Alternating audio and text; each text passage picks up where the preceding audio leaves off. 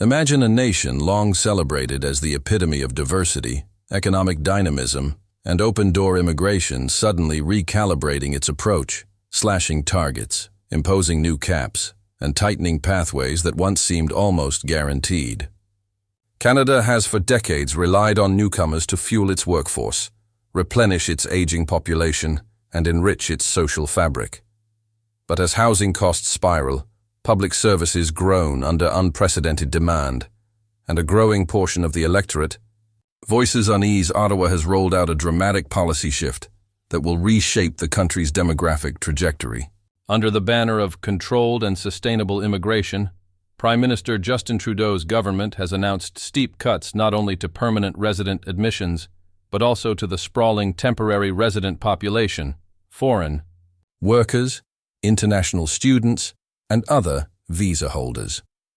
The measures, slated to begin in 2025, are intended to ease pressure on Canadian cities and services, yet critics warn they may inadvertently force millions of those who have already built lives in Canada to depart. In the sections that follow, we unpack the full breadth of these reforms, the data driving them, the human stories they affect, and the far-reaching implications for Canada's economic and social landscape. Canada's immigration framework has long balanced economic imperatives with humanitarian commitments.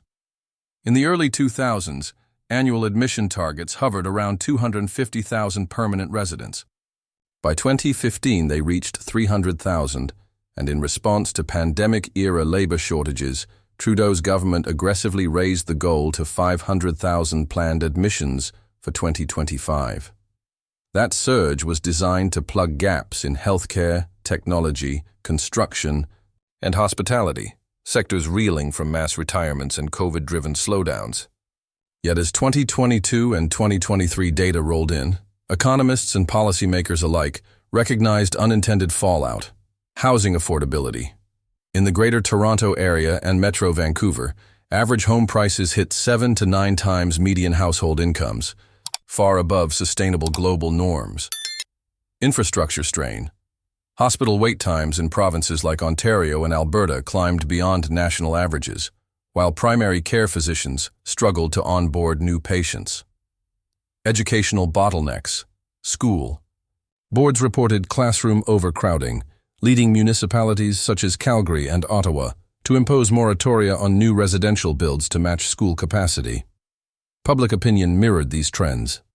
A 2024 ECOS poll revealed that 58% of Canadians felt immigration levels were too high, while nearly 7 in 10 believed Ottawa should slow the pace until housing and services caught up. In response, the federal government convened cross-departmental reviews spanning immigration, housing, health, and finance, ultimately concluding that an immediate recalibration was necessary to prevent longer-term social fractures. During a late 2024 address, Prime Minister Trudeau conceded, "We moved too quickly, and today we must correct course to ensure that Canada remains sustainable, inclusive, and capable of delivering for all residents." The result, a new 3-year plan that sharply reduces both permanent and temporary resident targets with far-reaching effects. Under the previous policy, 2025 was poised to welcome 500,000 new permanent residents, a record high. The revised plan resets those ambitions to more conservative levels: 395,000 in 2025, 380,000 in 2026, 365,000 in 2027 to 38A, nearly 21% cut from the initial 2025 goal, reflects political and fiscal realities. Housing advocates argue fewer newcomers will relieve demand for rental units, giving cities breathing room to accelerate construction of affordable homes. Healthcare administrators anticipate that smaller inflows will better align with current budgets, mitigating emergency department overload. But the downsides are stark. Economic streams. Canada's federal skilled worker and provincial nominee programs will see reduced nomination quotas, limiting provinces' ability to target specific labor shortages in nursing, IT, and skilled trades. Family reunification. The family class quota, which typically admits around 90,000 spouses, children, and parents annually, may be trimmed proportionally, potentially leaving sponsored relatives in prolonged limbo. Refugee admissions. Although humanitarian intakes are legally protected, some experts fear resource reallocation could slow processing times, creating backlogs for asylum-seeking refugees.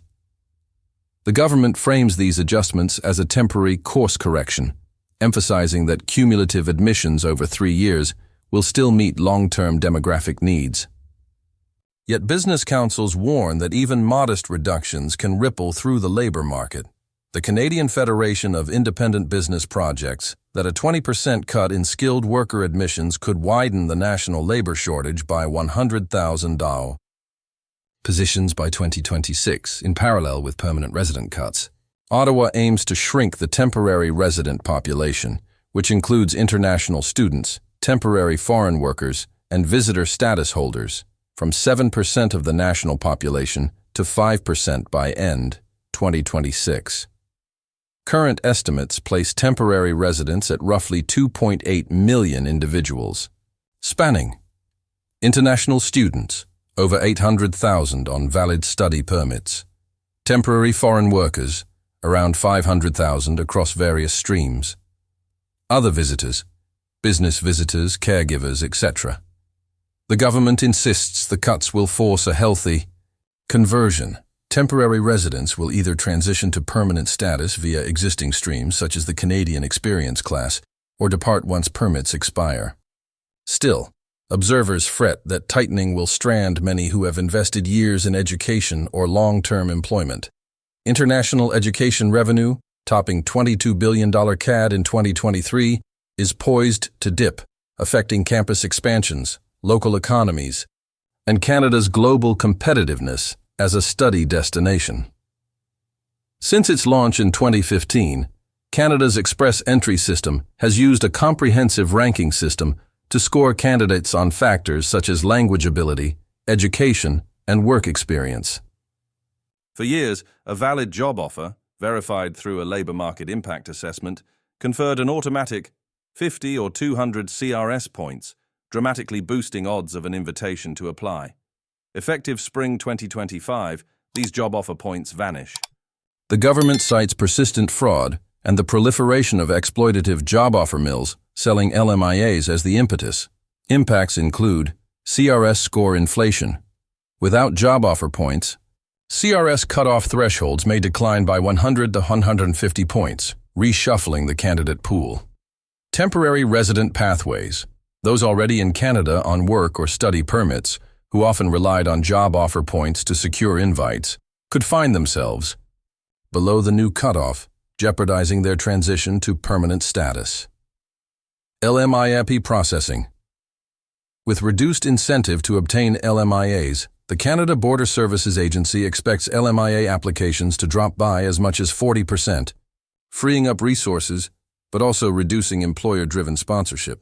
Critics warn that removing job offer points without proposing an alternative placeholder rewards only francophone candidates, who get 30 points, or those with siblings. In Canada, potentially skewing admissions profiles away from labor market needs. Business groups fear shortages in specialized sectors, like cybersecurity and advanced manufacturing, where employer sponsorship was once a reliable leveraging tool.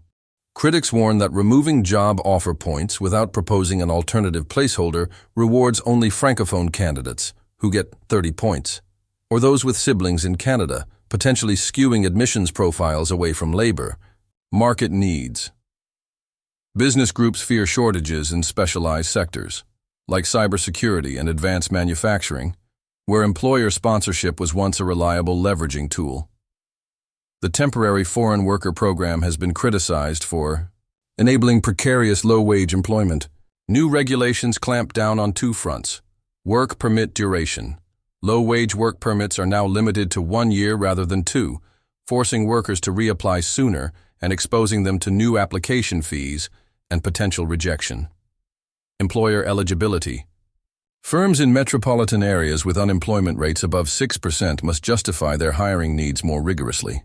High turnover industries like hospitality and agriculture face additional attestations on job retention and wage floors.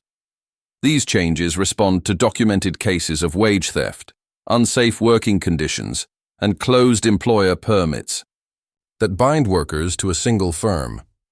In budget debates, Trudeau criticized corporate practices that treat foreign workers like disposable inputs, pledging to protect both domestic and foreign labor. Yet the unintended fallout could be a reduction in essential labor supply. Farmers in Saskatchewan and Nova Scotia warn of harvest delays, while healthcare staffing agencies foresee rising caregiver shortages.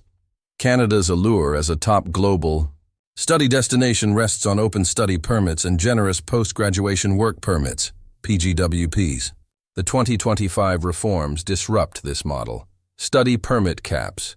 Approvals drop from over 500,000 to around 437,000 annually, with quotas by country of citizenship to address regions with exceptionally high application volumes, e.g., India, China.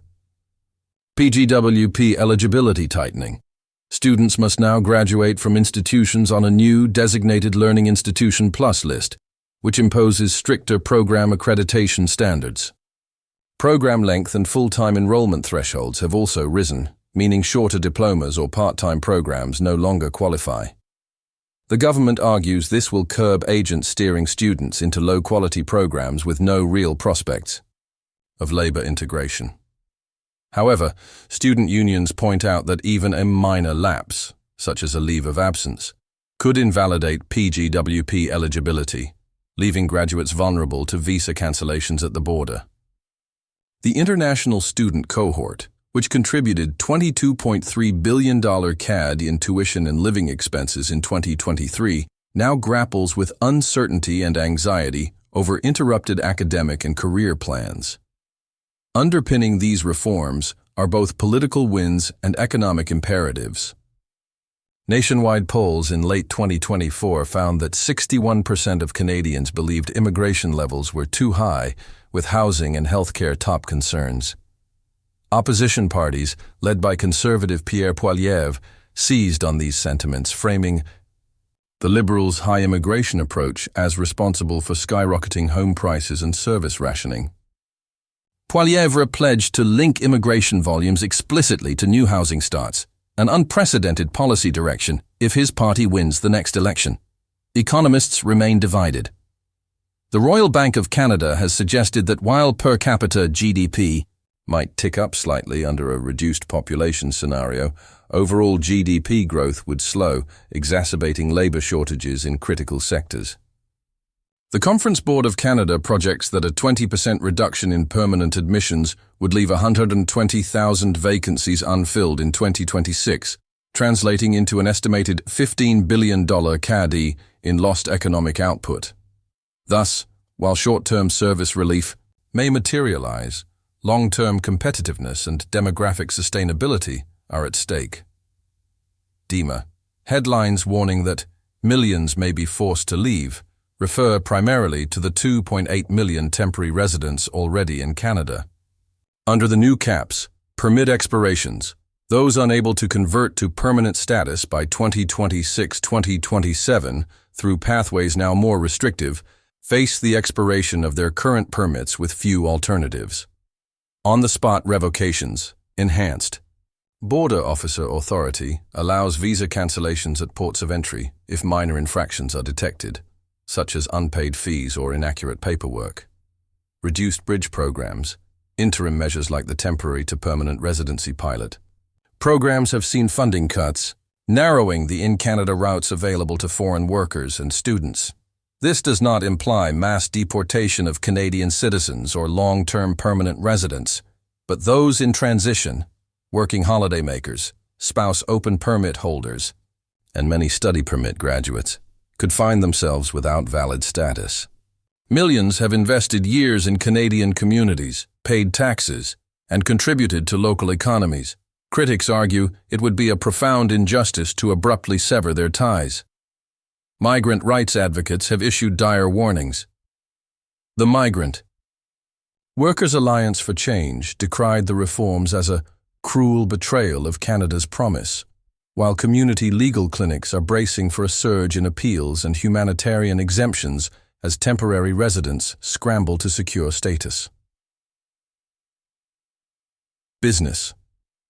Leaders voice practical concerns.